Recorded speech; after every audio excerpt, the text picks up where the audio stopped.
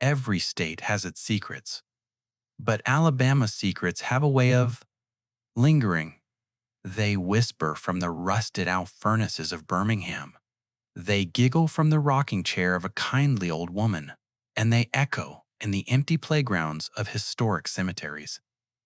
Today, we're not just telling ghost stories, we are unearthing a collection of documented true crime, dark folklore, and chilling hauntings that will stay with you. From the terrifying, real-life legend of Huggin Molly to the gruesome, forgotten crimes of the Giggling Granny, these are the true stories that prove Alabama is one of the most disturbing places in America. If you're ready to explore more dark history, subscribe and turn on all notifications. The investigation is just beginning.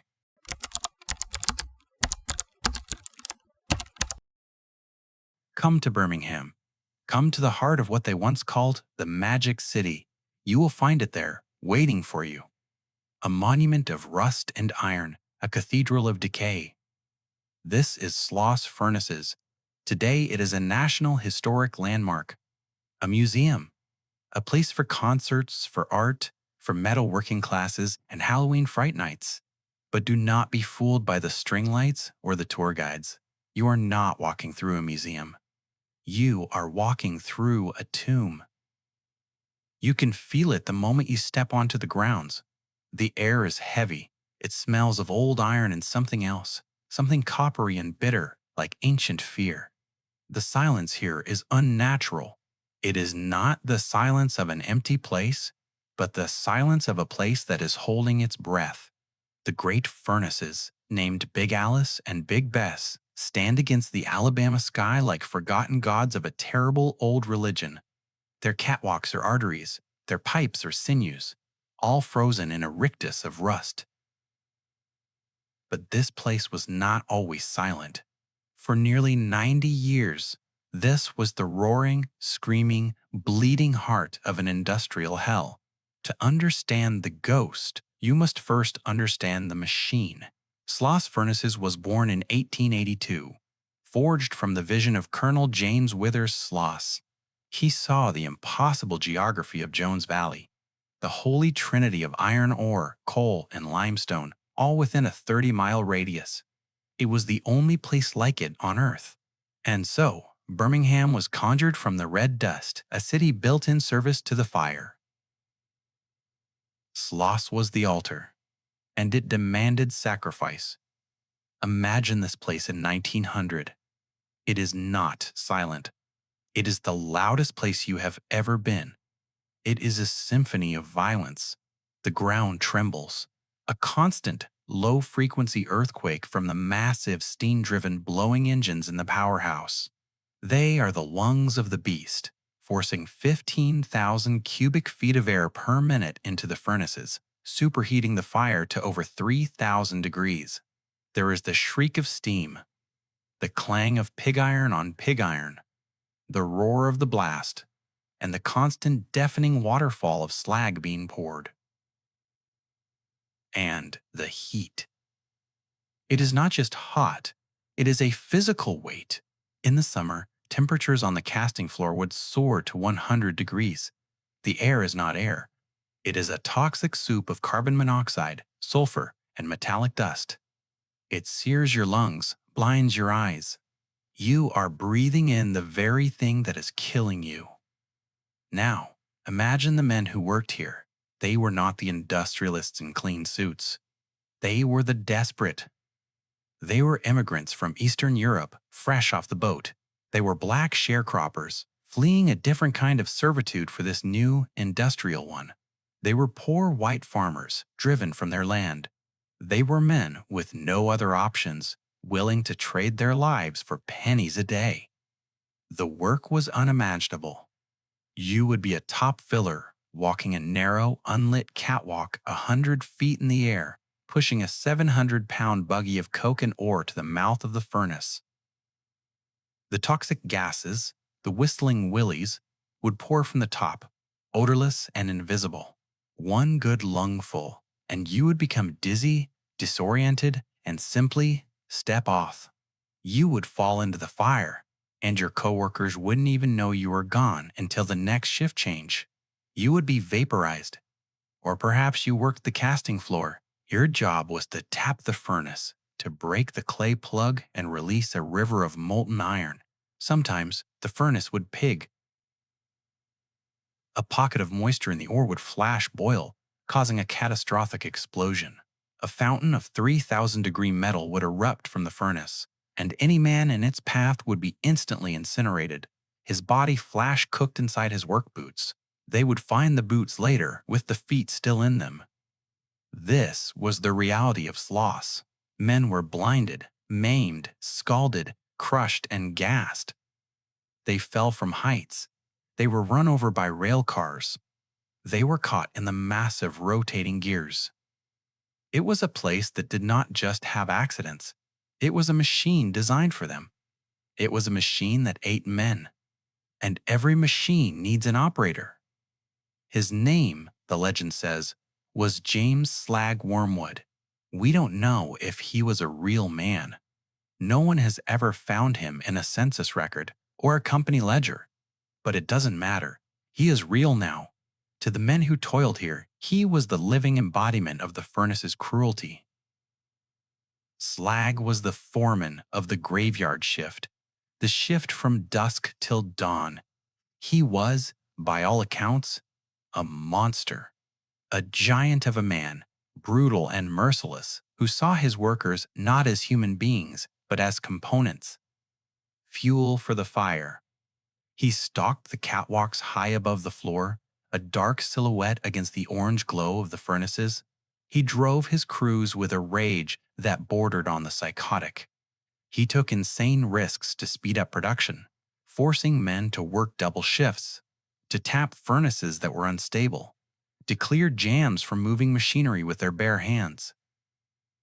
He docked pay for a cough, for a moment's rest, for a grimace of pain. Under Slag's reign, the graveyard shift became a slaughterhouse.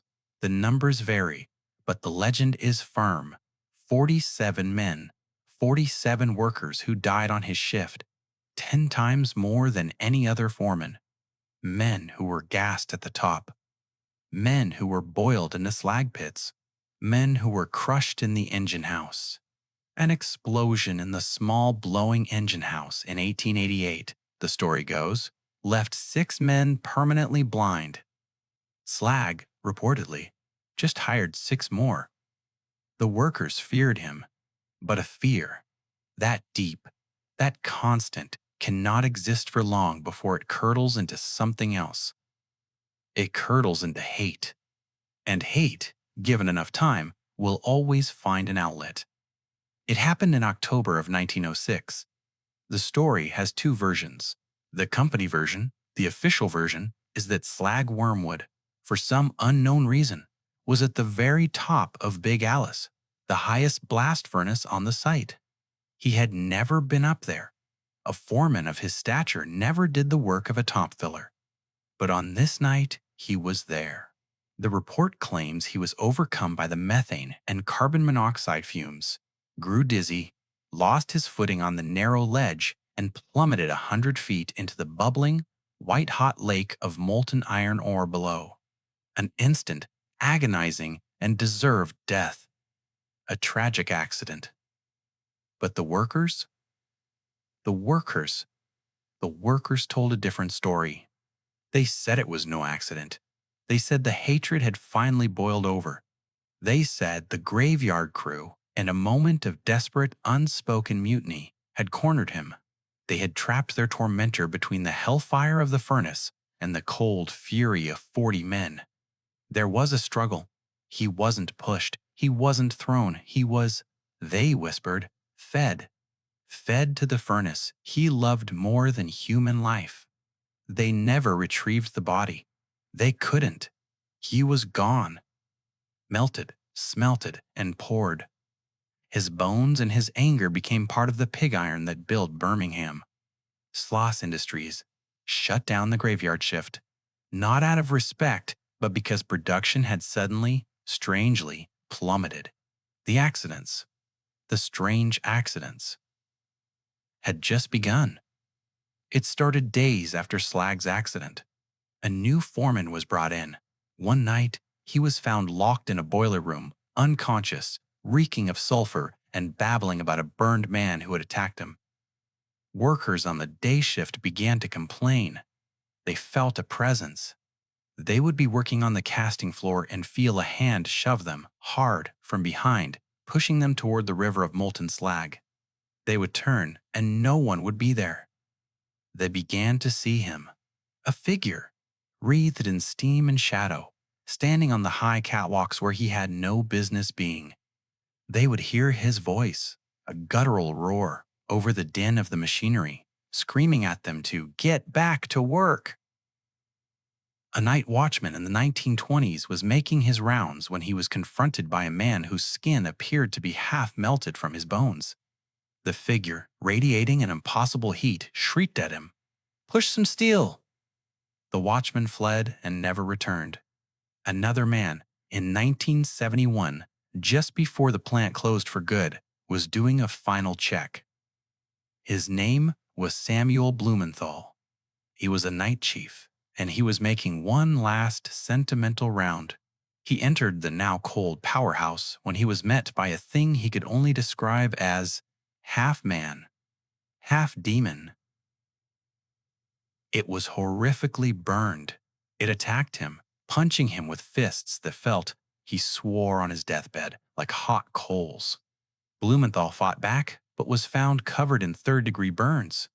He died a few days later, his skin blistered and charred, though the ovens had been cold for weeks. For nearly a century, Sloss was a place of human misery, and when the fires finally died in 1971, the misery did not leave. It just settled. This is the place you walk today. Paranormal investigators from around the world consider Sloss to be one of the most active and one of the most malevolent hauntings in America. The Birmingham Police Department has over 100 reports of strange activity filed by security guards, restoration workers, and trespassers. Unexplained noises, unexplained injuries. The old blowing engines, those massive iron lungs, are known to groan and hiss as if trying to take one more breath. The chains and pulleys in the stockhouse swing on windless nights. Shadowy figures are seen in every corner, darting between pillars, as if still trying to avoid the foreman's gaze. Investigators have captured hundreds of electronic voice phenomena. The most common?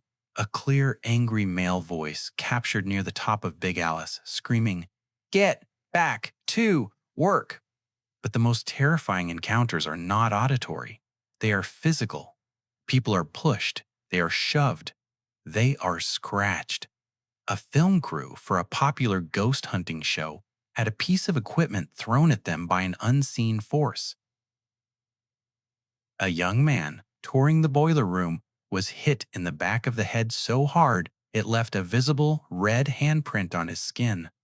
Visitors feel a sudden, oppressive heat in rooms that are cold and damp. They are overcome with a wave of pure, undiluted rage, a violent impulse that does not feel like their own. And then there is Slag himself. He is most often seen on the high catwalks, a shimmering distortion in the air, or as a massive, dark shape moving in the tunnels below.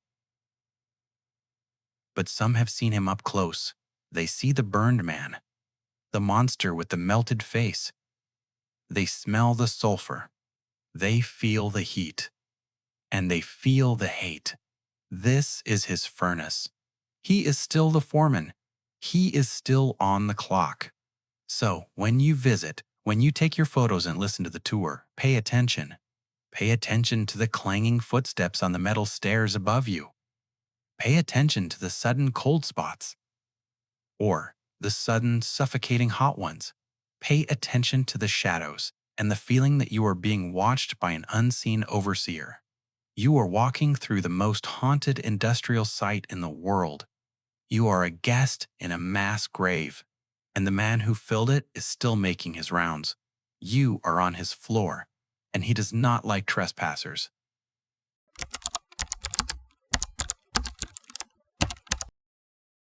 This is not a story of a monster that lurks in the shadows. It is the story of a monster who sat at the dinner table, who smiled in family photographs, and who baked cakes for her victims. The case of Nannie Doss is a study in domestic horror, a decades-long chronicle of pathology hidden behind a grandmotherly facade. Her story does not begin with a traumatic event, but with a mundane desire. Born in the quiet hills of Alabama, Nannie was one of 5 children born to James and Lou Hazel. Her childhood in Blue Mountain was, by all accounts, unpleasant. James Hazel was a controlling and deeply unhappy man, described as a despot who forced his children to work the family farm and forbade them from attending school, believing education was a corrupting influence, particularly for his daughters. He also prevented them from attending social events, from wearing makeup, or from engaging in the normalcies of youth. This forced isolation had a profound effect on Nannie. With no outlet to the real world, she retreated into a fantasy one. Her only escape was her mother's Lonely Hearts magazines. She would secretly read the romance columns, the stories of passionate lovers, and the advertisements for men seeking wives. It was here, in the pages of cheap pulp magazines, that Nannie developed a lifelong obsession, the search for the perfect, idealized romantic partner. She was not just looking for a husband, she was looking for a character from a story. A second formative event occurred during her childhood. While the family was taking a train to visit relatives, the car came to a sudden, lurching stop. Nannie, sitting at the back, was thrown forward, striking her head hard on a metal bar. For years afterward, she would complain of debilitating headaches, blackouts, and periods of mental fog. She would later, quite cheerfully, blame this head injury for the string of murders that would define her life. At 6, Nannie began working at a linen factory in nearby Anniston. It was her first taste of freedom, and she used it to begin her quest. She met a co-worker named Charlie Braggs. He was quiet, and within 5 months of dating, they were married. Nannie was 16. It was 1921. The fantasy immediately crumbled. Real life was not a romance novel. Nannie moved in with Braggs, but so did his unmarried mother. Nannie was once again under the thumb of a controlling figure, this time a mother-in-law who dominated the household. The marriage was not romantic, it was a trap. Between 1923 and 1927, Nannie gave birth to 4 daughters. In 1927, the first suspicious deaths occurred. The middle 2 daughters, both healthy, died suddenly and inexplicably. The attending physician, with limited forensic tools, diagnosed the deaths as food poisoning. Nannie, the grieving mother, reportedly showed little emotion.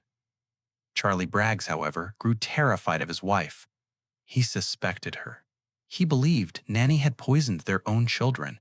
In 1928, he took their eldest surviving daughter, Melvina, and fled, abandoning Nannie and the newborn, Florine. Soon after Braggs left, his mother, Nannie's controlling mother-in-law, died in her sleep. Nannie was the sole beneficiary of her small estate. Charlie Braggs, upon hearing the news from afar, was confirmed in his terror. He never returned. The marriage was over. The pattern of Nannie's life was now set.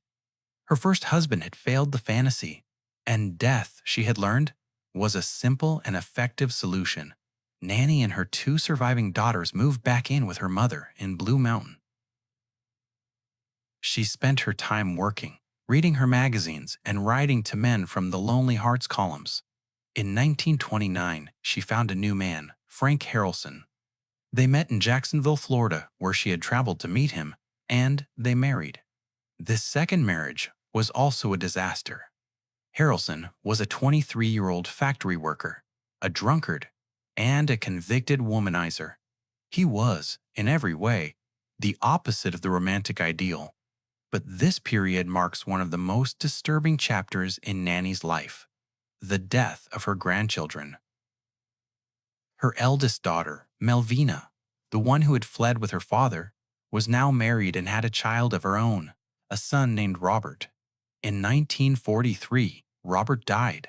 The cause of death was listed as asphyxia from unknown causes. Nannie had been with the child just before his death. 2 years later, in 1945, Melvina gave birth to a second child, a baby girl. Melvina had just delivered the baby and was still hazy from anesthetic when she claimed she saw her own mother, Nannie, standing over the newborn's bassinet. Melvina watched, she would later testify, as Nannie took a long hatpin from her hair and calmly plunged it into the baby's skull. Melvina screamed, but the baby was dead. A doctor, summoned by the father, could find no evidence of foul play and, tragically, attributed the accusation to postpartum hysteria. Nannie's motive for killing her own grandchildren remains a dark mystery. Some speculate it was for the small insurance policies. Others, more chillingly, suggest she did it simply to remove the inconvenience of her daughter's family. That same year, Frank Harrelson's luck ran out. After a particularly violent, drunken night where he had assaulted Nannie, she decided the marriage was over. She located the rat poison he kept in the shed, she measured it out, and she stirred it into his corn whiskey. He died in agony. Nannie, the grieving widow, collected the life insurance money and was, once again, free. Nannie moved on, traveling to North Carolina to meet her next Lonely Hearts correspondent, Arlie Lanning. They married in 1947. Lanning, by all accounts, was a good man. He was gentle, romantic, and doted on Nannie. For a time, it seemed, she had found her fantasy. But Lanning had a secret. He was a periodic alcoholic. When Nannie discovered this, the fantasy shattered. He was, like all the others, flawed. Arlie Lanning died in 1950. His symptoms were sudden, severe, and flu-like: fever, stomach cramps, and vomiting. The local doctor ruled it heart failure, a common catch-all diagnosis.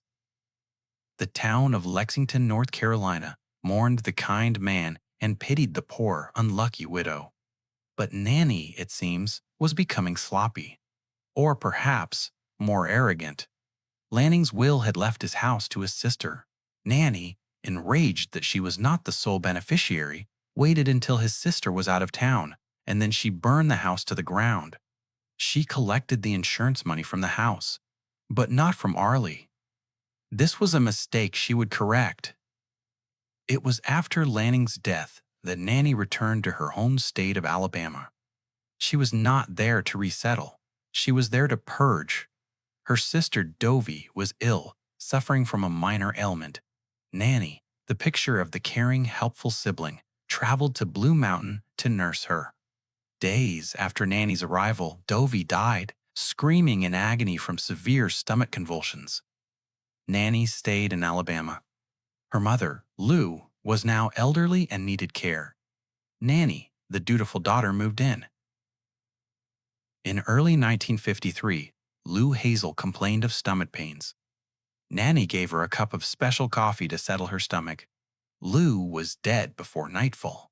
Nannie was systematically eliminating her entire family. She was, perhaps, erasing her past, or, more likely, she was cashing in. With each death, she collected a small insurance policy. She was cleaning house. With her family members dead, Nannie was free to pursue her true passion. She joined a Diamond Circle Club, a Lonely Hearts correspondence group. She quickly met Richard L. Morton of Emporia, Kansas.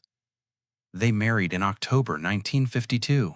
Morton was a good man, stable and financially secure. But he made one fatal mistake: he had an affair. The fantasy was shattered. In April 1953, just months after her mother's death, Richard Morton died. He was complaining of an upset stomach. Nannie, ever the caregiver, offered him a cup of coffee. He died within hours. Nannie, the grieving widow, collected another life insurance policy. She did not wait long. Her final victim was a man named Samuel Doss of Tulsa, Oklahoma. Doss was different from the others.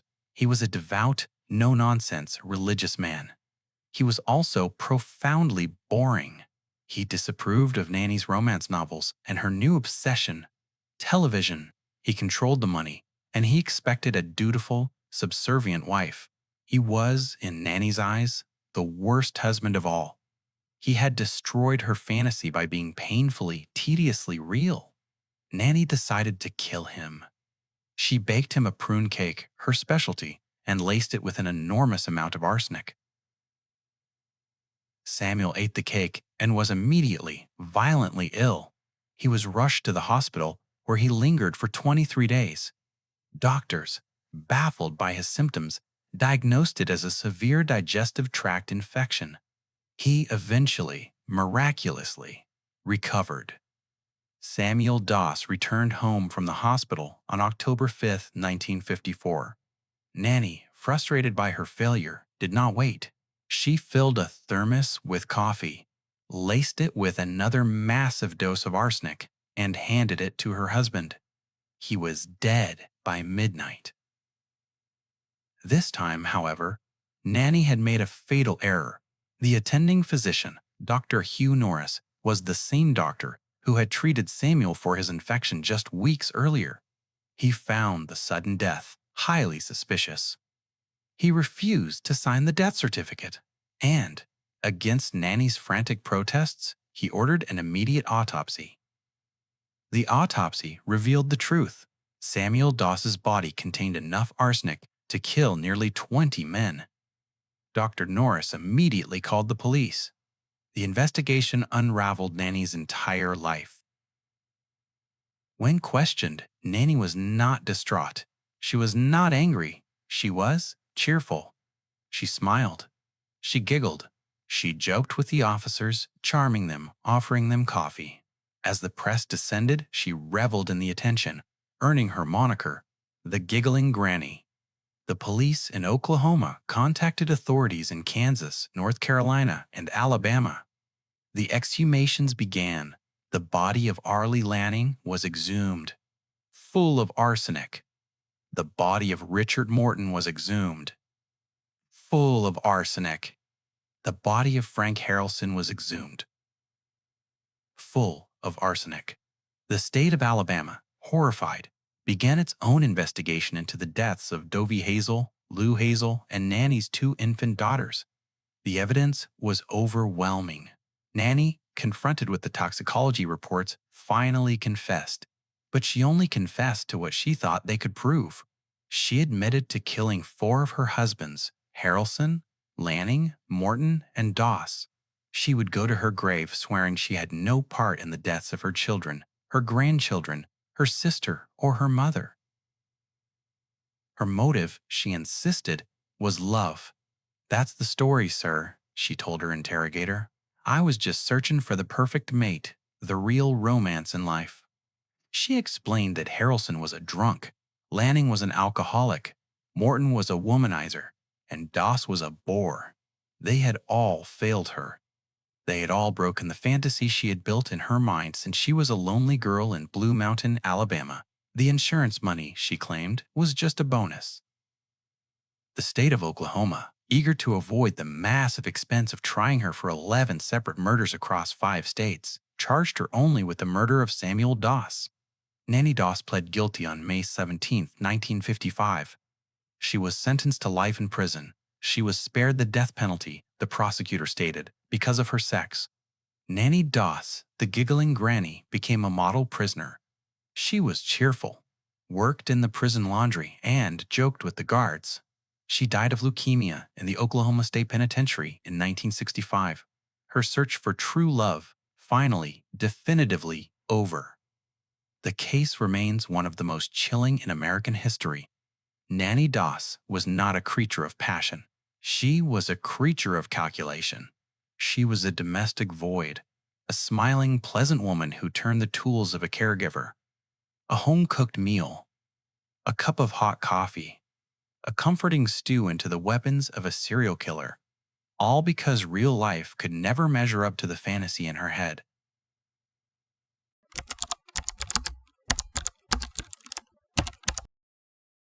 There are places in this world where the memory of sorrow settles, not as a weight, but as a fine, cold dust.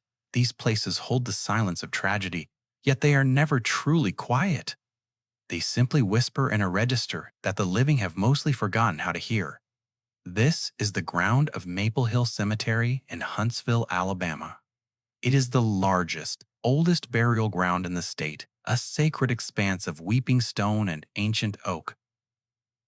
But the story we tell here does not belong to the adults who rest beneath the earth. It belongs to the children who still hover just above it. Go to the oldest, most secluded corner of the cemetery. The groundskeeper can direct you, but they will do so with a knowing glance and a slight tremor in their voice. You are looking for a small, separate section of the graveyard, a place where the tombstones are tiny and often carved with the figures of lambs or broken dolls. This is the children's quadrant, a heartbreaking testament to the days when childhood was a lottery and the odds were often unkind. And there, right in the center of their silent city, is the playground. It is a place of stark, beautiful anachronism. A set of swings, their chains rusted, their seats chipped. A seesaw, perpetually locked in a position of imbalance. Perhaps a slide, worn smooth by the friction of generations. It is a place of bright color and sudden joy, marooned in an ocean of solemn gray. And it is here, the legend states, that on the darkest nights, the children come out to play. They call it the Dead Children's Playground. The horror of this place is not sudden or violent. It is lyrical and cumulative. It is the sorrow of unlived potential, the spectral echo of small, light steps that never grew heavy with adulthood. To understand their game, you must first understand the history of their sorrow. The plot of land that became Maple Hill Cemetery was established in 1822. The children buried here died of every imaginable childhood tragedy of the 19th and early 20th centuries. The scourge of scarlet fever, smallpox, and tuberculosis swept through the small, nascent city like a phantom army. A few tiny headstones mark the victims of the Spanish flu epidemic. Others mark the losses from childhood accidents or the heartbreaking losses of stillbirth and infancy when the fragile spark simply went out. These are not the ghosts of people who suffered a single, violent injustice.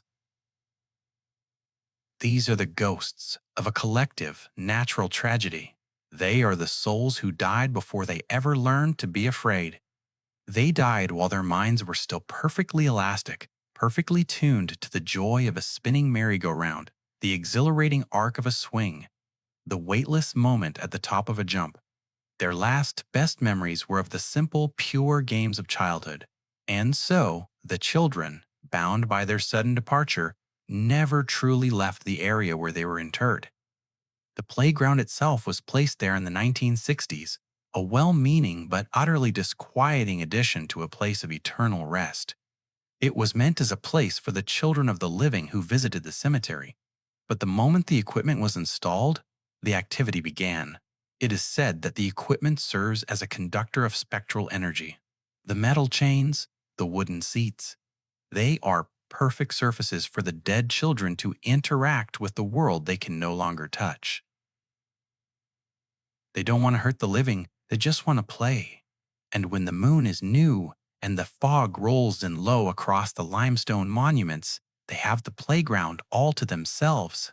The accounts are consistent, gentle, and utterly heartbreaking.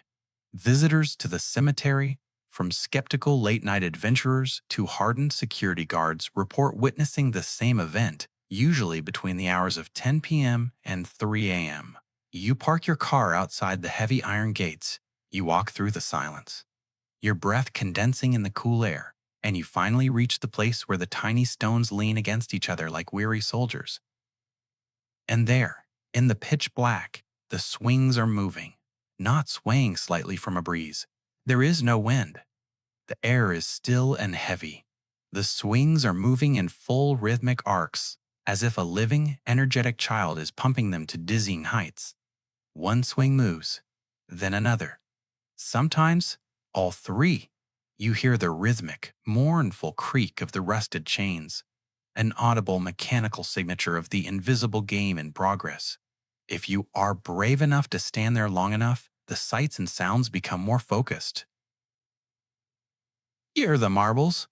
Visitors report finding marbles scattered across the ground or piled in perfect small groups near the base of the seesaw, only to find the area utterly clean the next morning.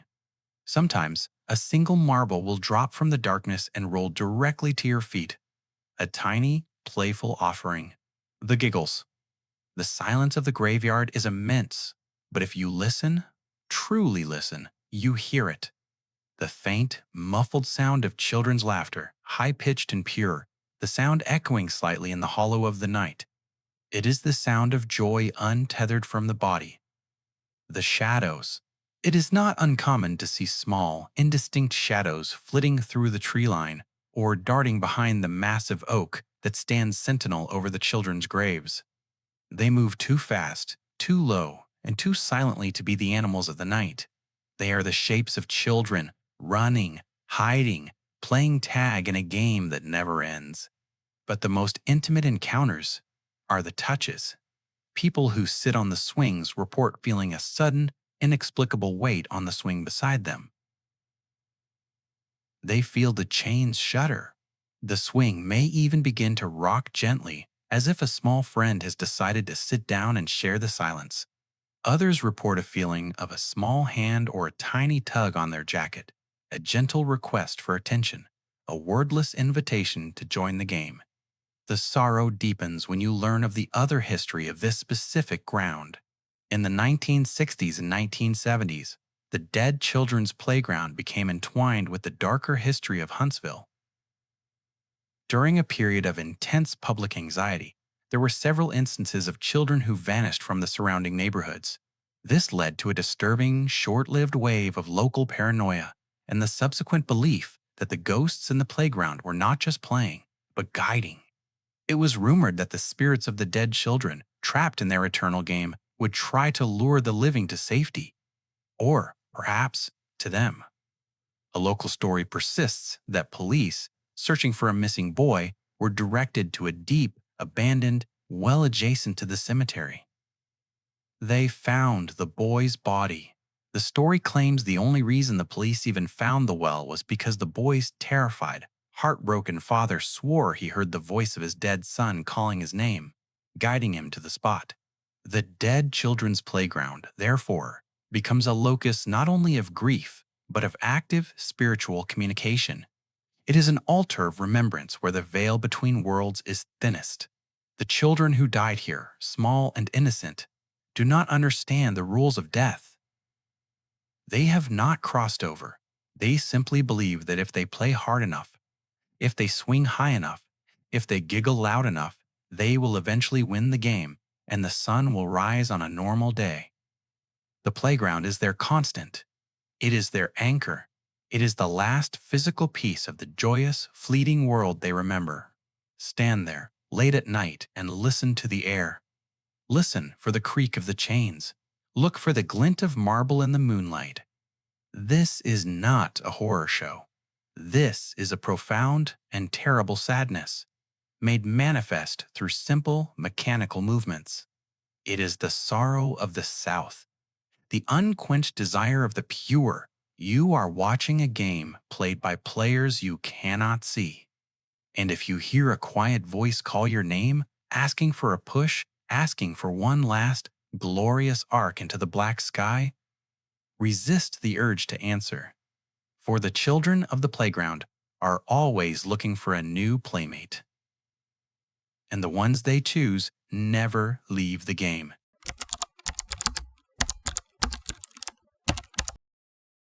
The story of Willie Edwards Jr. is not a ghost story, though it is one that haunts the conscience of a nation. It is not a tale of demons or phantoms, but of a specific, tangible, and profound evil that once walked in the open light of day. It is the horror of hatred, codified into a cold, murderous act that reminds us that sometimes the true monster is simply an ordinary human being.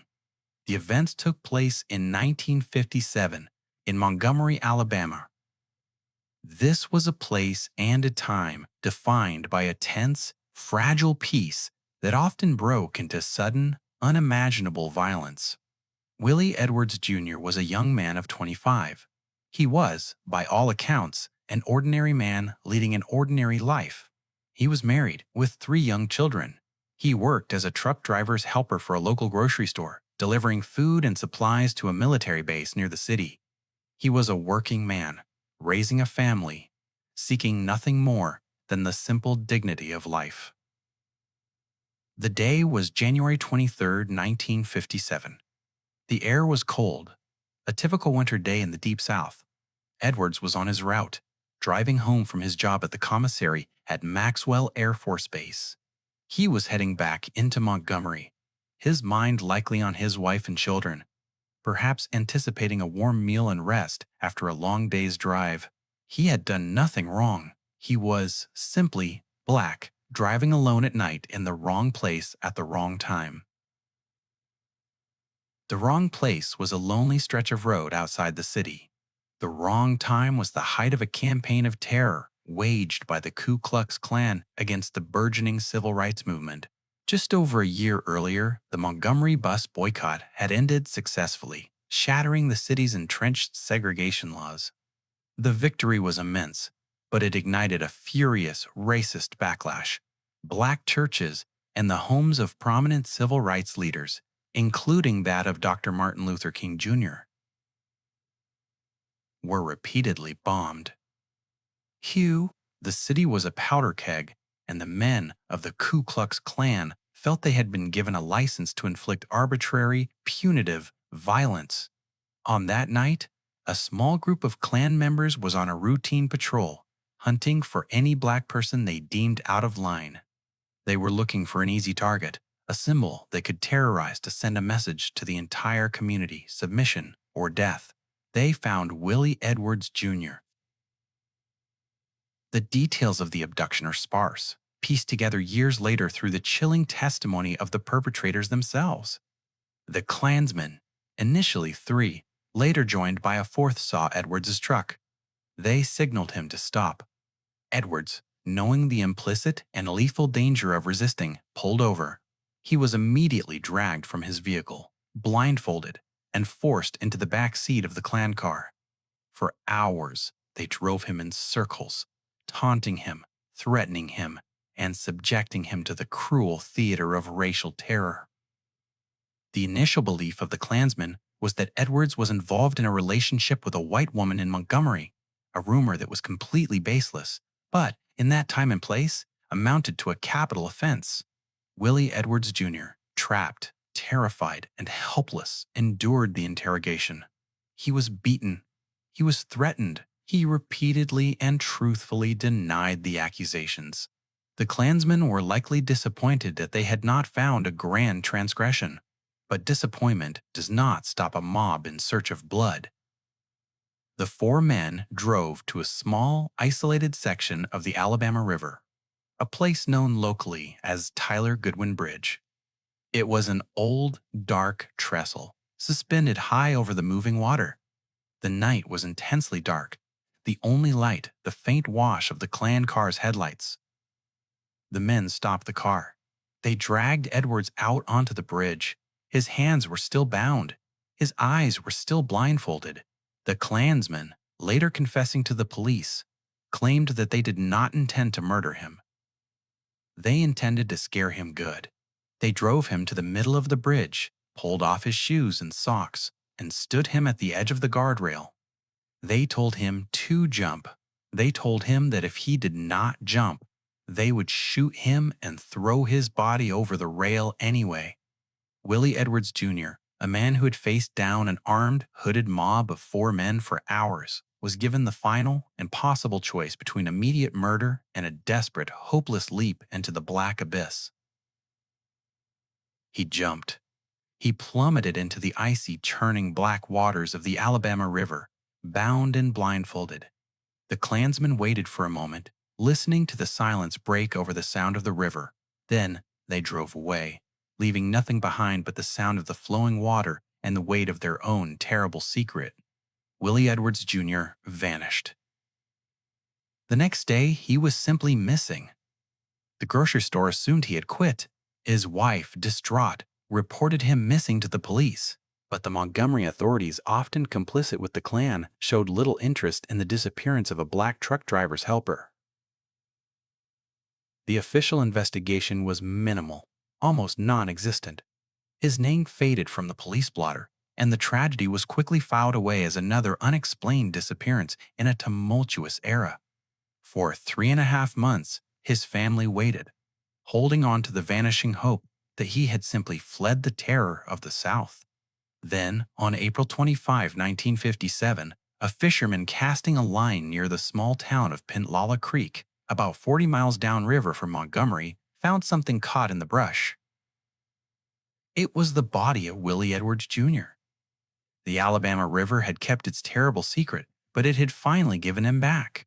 The body was identified by his personal effects and the few distinctive characteristics that remained. The discovery was horrific. It proved that a crime had been committed. It proved that Edwards had not run away. The police opened an investigation, but it was perfunctory. Edwards's death was officially ruled an accidental drowning. The case went cold. The people of Montgomery knew what had happened. They knew the message of the Klan had been delivered. But fear, silence, and official indifference ensured that justice would be delayed for decades. The case remained a silent, festering wound in the history of Alabama until 1976, nearly 20 years later. The original group of 4 Klansmen had fractured, and one of them, a man named T.V. Sellers, could no longer bear the weight of the secret. He confessed to a state investigator, describing the abduction, the terror, and the horrific moment at the bridge. Sellers named the 3 other men involved: Henry Kyle Wallace, James York, and Jimmy Kelly. With the confession, the state of Alabama finally moved. A grand jury indicted all 4 men for the murder of Willie Edwards Jr. The moment of truth, it seemed, had arrived. The horror was finally going to be answered in a courtroom. But justice, once delayed, is often denied entirely. The trial was poisoned by political maneuvering and the intimidation of witnesses. Key pieces of evidence were lost or disappeared. The Klansmen's own confessions were deemed inadmissible, as they had been obtained under a promise of immunity by the first investigator, a promise the state now refused to honor. The Klansmen walked free. The case ended in a mistrial and a refusal by the state to retry the men. Willie Edwards Jr. had been killed twice, once by a mob of hooded bigots and a second time by a corrupted system of justice. His story lay dormant once more, until a wave of federal cold case reviews brought renewed attention. In 2007, 50 years after the murder, the story was revisited. In 2008, the state of Alabama indicted 2 of the surviving Klansmen, James York and Henry Kyle Wallace, on kidnapping and murder charges. Finally, justice seemed within reach. But in a final, agonizing twist of fate, the case was once again dismissed. A circuit judge ruled that too much time had passed, that the statute of limitations on the lesser charges had run out, and that the original mistrial barred a new prosecution. Once again, the men responsible for the premeditated murder of a young father were allowed to walk free. Willie Edwards Jr. remains the symbol of the casual, terrifying brutality of that era. His life was extinguished not because of any action he took, but because of the color of his skin and the monstrous certainty of his murderers that his life had no value. This is the terror of the bridge and the river. It is the chilling knowledge that sometimes the deepest horror comes not from the unknown, but from the brutal and intimate cruelty of one human being to another. May his story be remembered, not just as a tragedy, but as a perpetual indictment of the injustice that consumed him.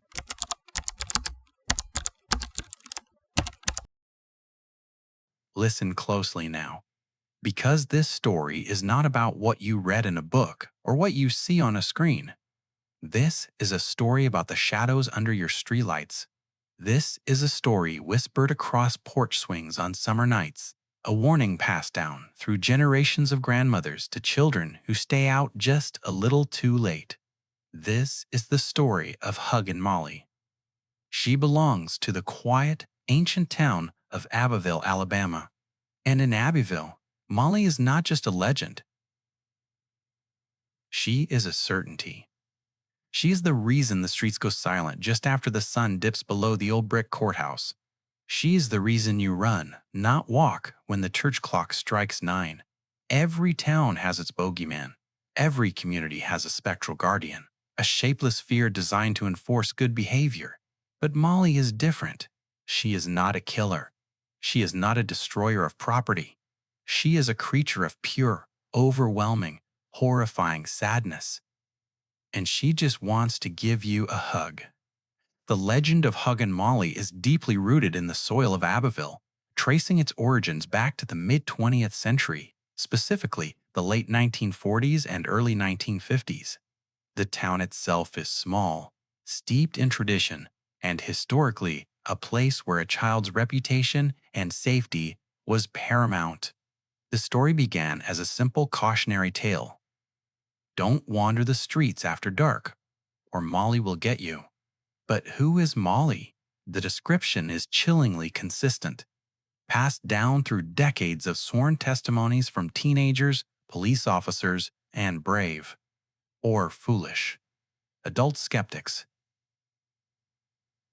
She is tall, impossibly tall. She looms over you, a figure that appears to be well over 7 feet in height. She wears a plain, dark dress, sometimes described as black, sometimes a deep midnight blue, that brushes the pavement as she walks. But the most important detail, the one that makes the blood run cold, is her lack of definition. Her form is hazy, indistinct, like a heat shimmer on the road, yet somehow terrifyingly solid. She is a woman of immense, sorrowful shadow. And she is silent. Until she is not. You will know she is coming because of the sound, not the sound of her feet. They are often described as silent, as if she is gliding just above the asphalt. No, you will hear a scream. It is not a scream of anger or pain. It is a terrifying, drawn-out, high-pitched W-A-hap. That sounds like an animal in agony, or perhaps 1,000 weeping souls condensed into a single, unbearable sonic wave. It starts faint, far down the street, and rises slowly, growing in intensity until it seems to fill the very air around you. This is the sound of Molly's announcement. It means she has seen you. It means her hunt has begun. Once the scream begins, you have precious few seconds to find cover, to duck into a doorway, or to make it home, because Molly is fast. Her movements are the stuff of nightmares. She does not run in a typical human fashion. She glides, covering immense distance with a speed that defies physics. A witness claims to have seen her at one end of a football field and blink, only to find her already at the other. She is an unrelenting, silent pursuit, following the source of life and warmth, the lone child on the street. When she catches you, and she always catches you, the encounter is terrifyingly personal. She throws her great, dark, shadowy arms around you. She envelops you. She pins your arms, pressing you into her dark dress until your face is buried deep in the fabric, where you can smell the sharp, metallic odor of old sweat and grave dust. You are trapped. You are in a hug of pure, suffocating misery. She holds you, and she screams into your ear. This scream, up close, is not a warning. It is the sound of her unending grief. It is the cry of a mother who has lost something precious and has been searching for it for 70 years. It is a sound that does not just hurt your ears, it presses against your very soul, leaving you deafened and disoriented. The sheer, physical terror of the encounter leaves children screaming, sometimes for hours, long after she lets them go. And she always lets them go. She holds you for a few moments, releases you with an almost gentle push, and then she turns and vanishes into the darkness, leaving you alone on the street, shaking, confused, and forever marked by her sadness. The folklore around Huggin Molly offers several explanations for her existence, all of them revolving around the profound tragedy of maternal loss. The most common version, and the most compelling for the purposes of a cautionary tale, suggests that Molly was once the grieving wife of an Abbeville doctor. She was pregnant, her first child, and deeply excited about becoming a mother. But tragedy struck. Her baby was stillborn. The shock and grief of the loss drove her to madness. Her mind, unable to process the void, began to look for replacement. She began to wander the streets in her long, dark clothing, seeking any child she could find, intending to hold them, to hug them, to feel the comfort of life in her empty arms.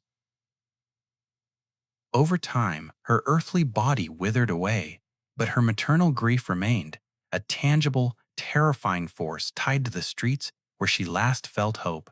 Another, darker version connects her to the nearby Abbeville High School. This tale claims she was a teacher, or perhaps a nurse, who lost a beloved student in a terrible accident. A student she felt she could have saved. Her haunting, in this version, is a form of penance, a self-imposed damnation where she must patrol the streets forever, searching for the one child she failed to protect. Regardless of the source, the message is the same. Molly is the embodiment of loss and misplaced affection. She doesn't want your life, she wants your warmth. She wants to feel the pulse of a healthy, living child against her cold, dead chest. The sightings and encounters are not isolated to the past. They continue to this day, well into the 21st century. High schoolers, driving home after late football games, report seeing the immense dark figure emerge from the dense tree cover along the back roads.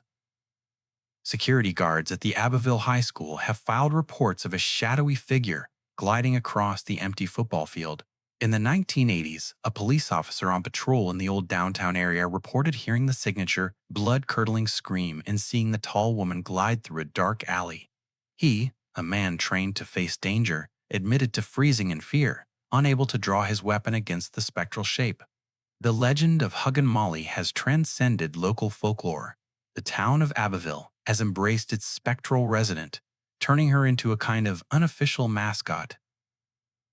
You can find Huggin Molly's restaurants and souvenirs, but this commercialization does not dispel the core terror.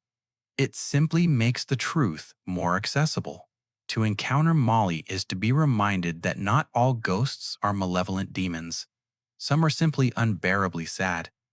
They are beings of such pure, unresolved sorrow that their touch, their embrace, becomes the most terrifying thing a person can experience. Their grief is so immense that it is physically transmitted, leaving the victim with a sense of dizzying despair, as if the weight of all the world's tragedy had been briefly placed upon their shoulders.